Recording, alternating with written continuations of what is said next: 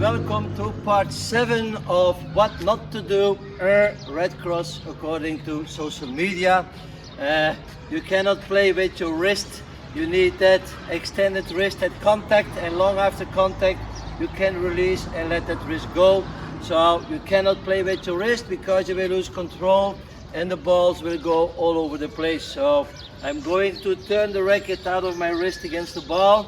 In the beginning I will not finish my stroke completely, just to show you that by just doing that you can already have a good control over that ball. So let's check it out.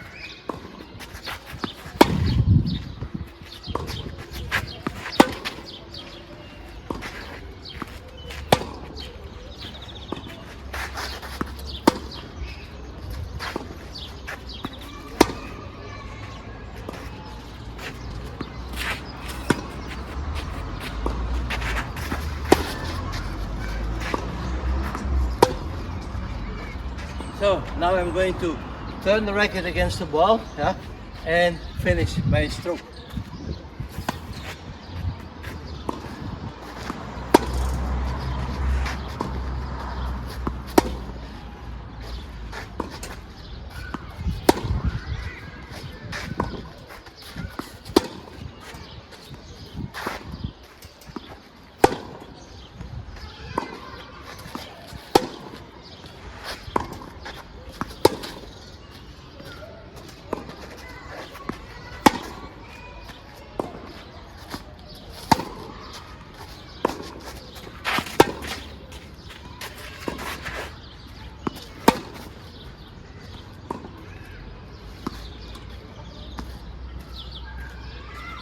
So as you could see, I can also stop and not finish, but it's a little more relaxing if you finish, but you turn the racket or you slap the racket against the ball.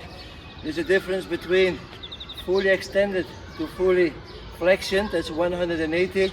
You don't need that. You use your wrist to turn the racket against the ball, and you can get a little bit over that neutral position. You don't need that fully flexed wrist, but you're using your wrist to accelerate the racket against the ball. You will not lose control. So let's do a few more, understanding that I can stop and I can do this, but continue and finish my stroke. So should you worry about playing with your wrist? All I can say, absolutely not. But you have to understand that there is a difference between turning the racket against the ball using flexion to neutral or a little past neutral and snapping your wrist. That's the difference, but yes, you can play with your wrist, no problem. Hello, Dominic from BMT Spain, and this is my new series about what not to do according to social media. These videos are for recreational players or club players who are struggling with the idea if they should change their stroke or playstyle. I have heard once by a great coach, tennis has been made difficult.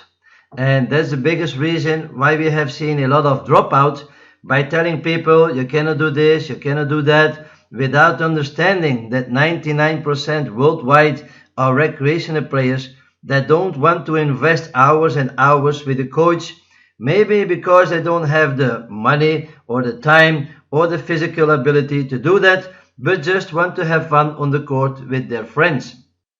So these people are looking in social media and they start to think that they have to change this, they have to change that, which in a lot of occasions is not necessary for the level they play or want to become. If you are indeed interested in playing professional or getting a high level, then you are probably already in some tennis academy practicing with a coach and not here on social media for information. A lot of these points that I'm going to bring up are indeed possible to play at a decent level. So enjoy the series of videos I will make, and if you have any questions about something you think is wrong in your stroke, don't hesitate to ask and I will look into it. So thank you for watching and see you in another video.